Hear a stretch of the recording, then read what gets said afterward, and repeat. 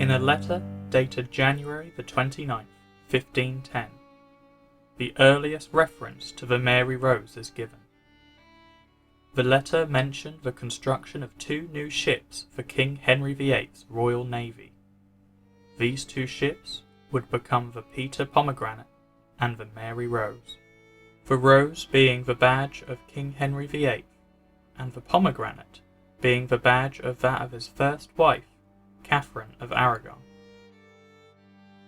Both ships were built in Portsmouth, a medieval harbour, and were both designed for warfare. However, the Mary Rose was destined to become the pride of the Royal Navy. The Mary Rose was built to carry 6 or 8 heavy cannon at first, and more to be added over time, complete with gun ports, a new feature for warships. In 1512, King Henry VIII declared war on France. This was just 6 months after the first launch of the Mary Rose. However, the Admiral of the Royal Navy Fleet, Edward Howard, chose this ship as the flagship for the war. During the summer of 1512, the Royal Navy were leading successful raids all along the coast of Brittany. They had captured 40 French ships and sacked many French towns.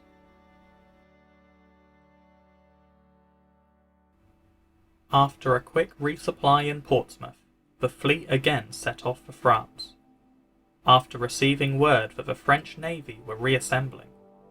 In fact, the French were not reassembling, but they were celebrating the Feast of St. Lawrence, and many dignitaries were feasting aboard the French fleet. Upon seeing the English flag on the horizon, the majority of the French ships fled, rallying behind the 2 French flagships, the Grande Louise and the Coeur de l'Air.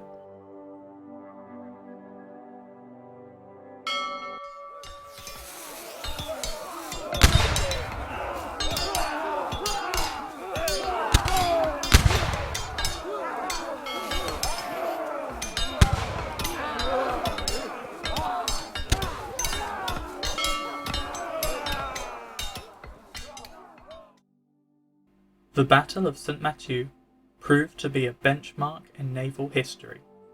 The Mary Rose shot out the main masts of the Grande Louise, killing 300 men and rendering the ship out of action. This engagement was the first instance of taking out ships at range without needing to attempt boarding the opponent's ship, thanks to the multiple levels of gun ports on board the Mary Rose. Meanwhile, the English heavyweight ship, the 1,000-ton Regent, was in close quarters with the Coeur de l'Air. A sudden explosion aboard the Coeur de l'Air sent fire raging throughout the ship's decks, quickly engulfing the sails of both ships as their masts were tangled during the close-range combat. In March 1513, the Mary Rose took part in a naval race along the coast of Kent, organised by Admiral Howard to test their abilities. The Mary Rose proved to be the fastest ship, which got the Admiral to declare that the Mary Rose is the noblest ship of sail of any great ship, at this hour, that I know in Christendom. After Admiral Sir Edward Howard's death on the 22nd of April 1513, during a skirmish against the French fleet, his elder brother, Lord Thomas Howard, was appointed Admiral of the fleet. Thomas Howard would later become the 3rd Duke of Norfolk, and was uncle to both Anne Boleyn and Catherine Howard.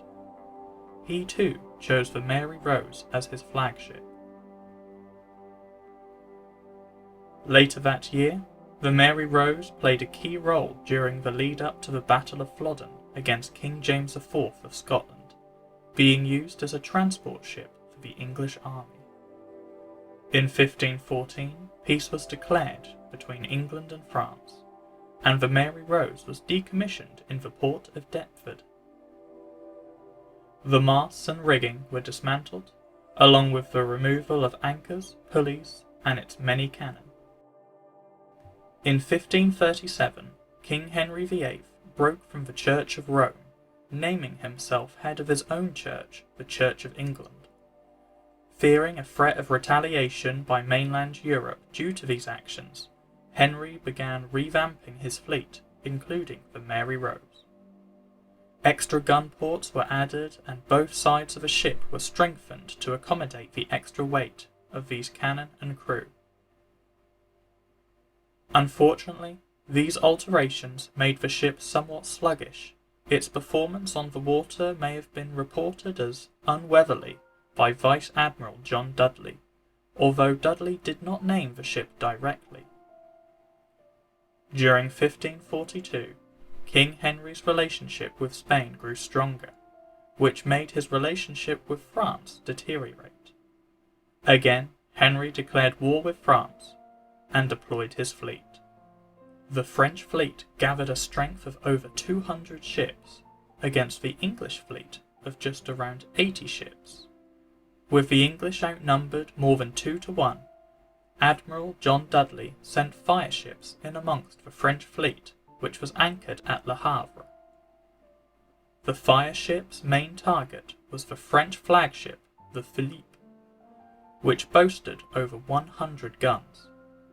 Philippe burnt and subsequently sank, and the French admiral was forced to choose another ship as the new flagship. Unfortunately for the French, this new appointed flagship, La Maîtresse, soon ran aground and thus had to be abandoned.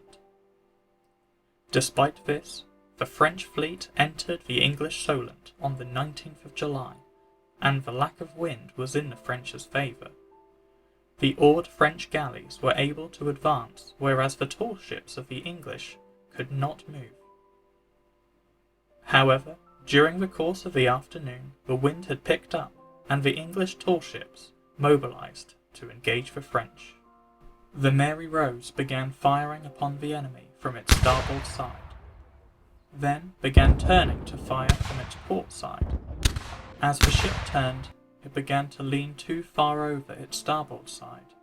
The newly added gun ports were open, ready for action. However, unfortunately, they dipped below the waterline. The lower decks began to fill with water, which weighed down the already very heavy ship, and the Mary Rose began to sink. King Henry VIII reportedly viewed the battle from Southsea Castle, and watched on as the Mary Rose sank in front of his eyes.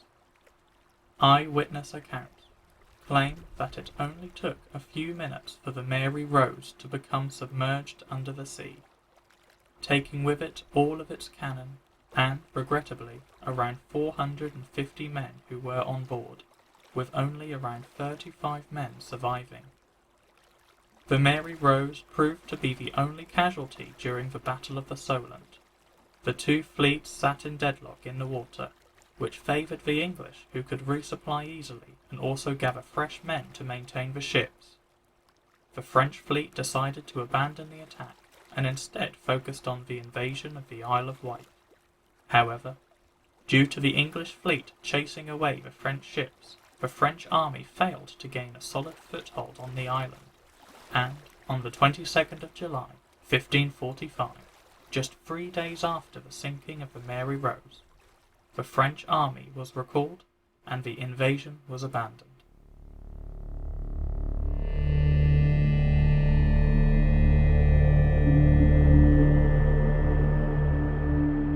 After the battle, the English attempted to raise the Mary Rose from the depths. They sent divers down to attach ropes to the masts. These ropes were then attached to two ships, which would then sail away from each other. This, theoretically, would pull the Mary Rose up to the surface. Unfortunately, the masts broke, and the ship remained laid on the seabed, where it would stay in darkness for over 400 years. During the 19th century, the Mary Rose was rediscovered by divers, who were told that something in the water was snagging the nets of local fishermen.